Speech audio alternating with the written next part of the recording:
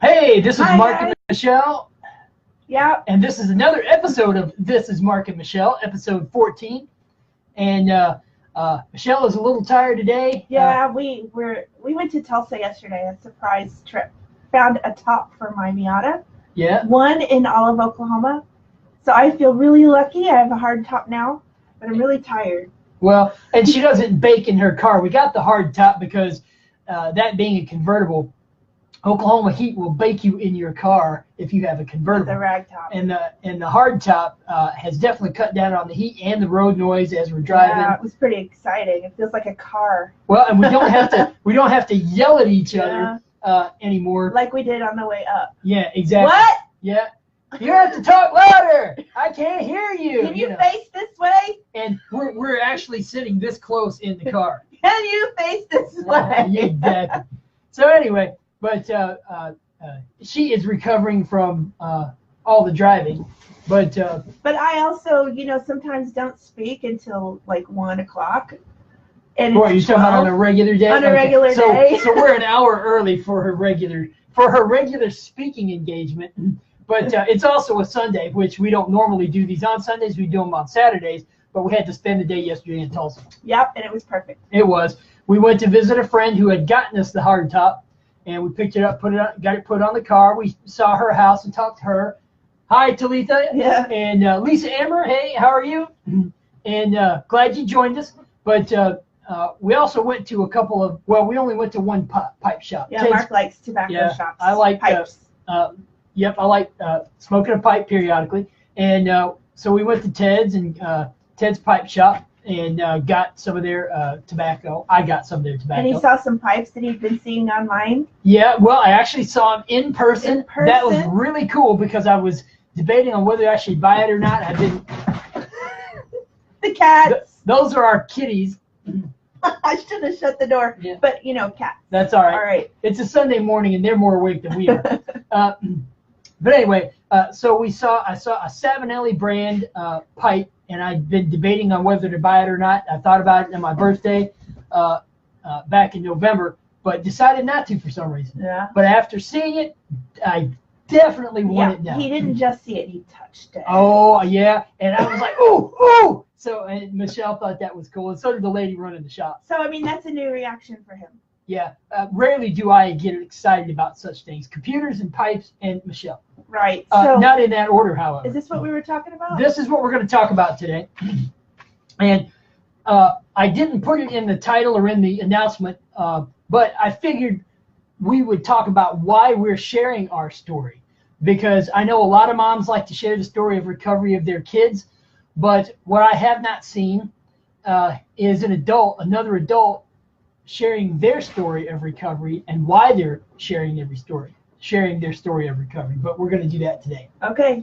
Well, we'll start with the first question. You want to ask the questions, or what is the biggest reason you've decided to share your part of the story? Okay. The biggest reason that I've decided to share my part of the story is this. For me, and I have encountered a few other people, but for me, I'm going to talk about just me right now, is that autism was incredibly frustrating for me. Carly Fleischman, and I'd like to put a video on here, your autism Facebook page by her. When she was given, she is nonverbal, and she may not be now, but she was then, given a computer keyboard, and she started typing. And at one point she typed that she felt like she was trapped in a body and with a brain that didn't work the way she wanted it to. I completely identify with that because while I had only high functioning autism, I can definitely say that I was trapped with a brain and in a body that did not work the way I needed it to for me. And that was incredibly frustrating because I couldn't relate to people the way I wanted to. I couldn't learn the way I wanted to, and I love learning stuff. Hey, Mariah joined. Cool. Hey, Mariah works with me. She's one of the managers at the store. Cool. And but I couldn't communicate with people. I actually have a degree in anthropology, and so I enjoy different cultures. But I didn't know how to interact with people well enough to ask about their cultures, not without being offensive in some ways. and not realizing that a lot of cultural things have a lot of emotion around it. Well, all of them do. So we're going to hit like for these two folks. But so anyway, the reason I'm sharing my story is because for those of you who find your autism frustrating, or the autism of your loved ones frustrating, there is a way out. And while I use diet, the GAPS diet specifically, and the medical medium diet specifically, other people have used other things to varying degrees of success. What have you used unspecifically? Oh, well, unspecifically, I've used energy medicine techniques like EFT. I've used, well, other energy medicines like Eden energy medicine to help heal the traumas that went with autism. And so that is important for me to get across, but the energy medicine techniques we could talk about some other time. In fact, actually, that's probably a good show. That's probably a good episode. In fact, He's going to write that down. And while he does that, I will tell you that I've always been a sharer. I had a blog, and I was writing all of this stuff on the blog. And so a lot of it has turned into the book. And it was a way for me to work through my feelings, was to write. Mm-hmm. And it just was my natural thing to do. Plus, I've always overshared. Well, but you're such an empathic NT, it's normal for you to share, I think. Is it? I don't know. Well, when you find people you can share with, and now that I've lost my autism, you can definitely share with me, and you have. Mm-hmm. And she started, I think she started that blog because we lost the baby. And I had it before then. It was before that? Okay. Yep. Okay. Well, I had put poetry on there. That's right. Was that Jingola Bird? Yeah. Uh-huh. I don't know if that one's on there, but... Is it WordPress? Jingola Bird, WordPress.com. Oh, yeah, that one is Jingola. Yeah, but anyway, that was poems. She's always written poems and stuff like that, which are really pretty cool. We might share some. So, I mean, he kept changing, so I kept having to write to process the changes, and it's turned into a book, so it just came that way for me. Well, and you know, people would always be amazed at our story. You need to write a book. So, which is what we're doing, which most of you know. But yeah, basically, she had written most of the book to share her story before I even started. Yeah, I had already written all that. Because, as she pointed out, all the changes that I went through in the first couple of years in the GAPS diet were monumental. Yes, and it was hard to process. Exactly. And it was happening so quickly that every time a change would happen, we would get into an argument. And then we realized, new emotional sensitivities have come online, which we talked about that before. But we share our story for other people to feel like there are others of us out there. Yep, so they have company. Yes. We also share our story to realize that for those of you who are hoping for a way out of autism, there is a way. And it may not necessarily be our methods, but I have found, listening to mothers who are healing their kids from autism, that diet seems to be the most effective way. And while it took me, if we don't consider the last 2 years on the GAPS diet as part of the healing, because that seemed mostly just a plateau, we include the first 2 years on the GAPS diet and the past 6 months on the medical medium diet. It's taken about 2.5 years for me to heal. In its time span of? Almost 5, because it'll be 5 here in a couple of weeks. 5 years doing diets. But then, now mind you, all that physical healing occurred, but people need to know what that physical healing is like. What happens when you heal from autism? Right, so we learned that we know things that other people might need to know. Exactly.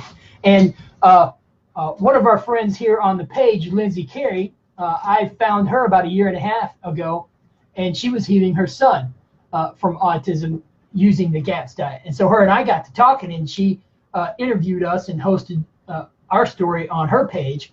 And at some point, we'll do the same on our page, because I think mothers need to know that if you get your kids early enough, you can get them healed quickly. Yeah, and that interview kind of propelled us forward on the writing of the book. It did. It kind of got Mark more in line with that idea. Exactly. And just having... Because he hates writing. Well, he really hated writing as an athlete, and then...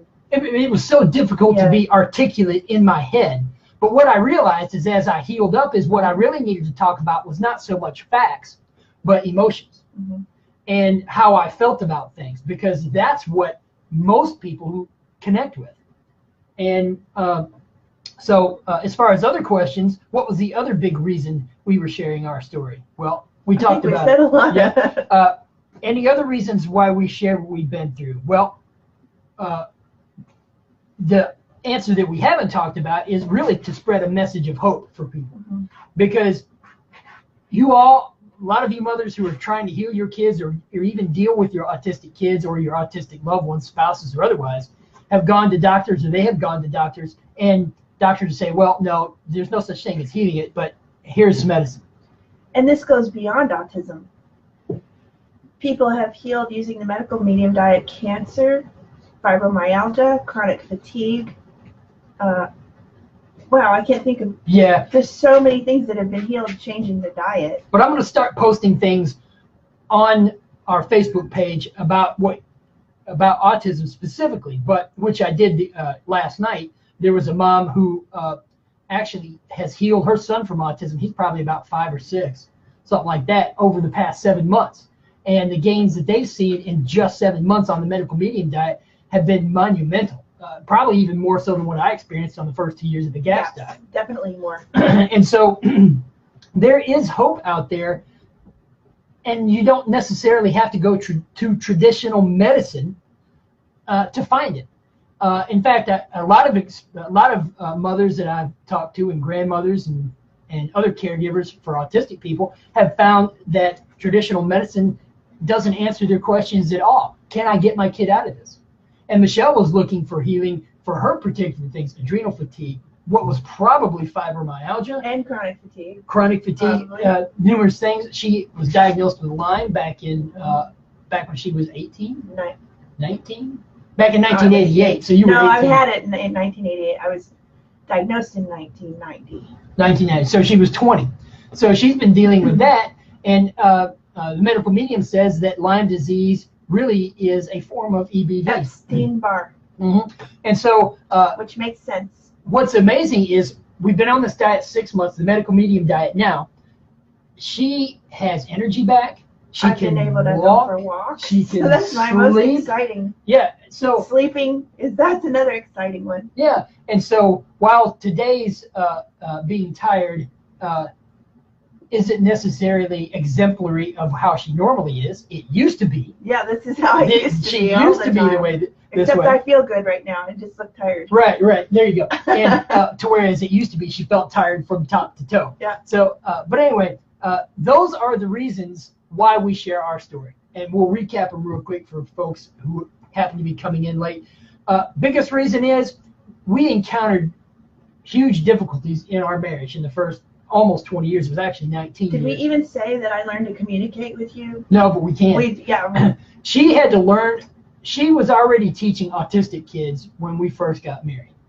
And I'm not sure that I was when we first got married. I think it might have been later. You've been teaching them at least 20 years, I think. Yeah. So.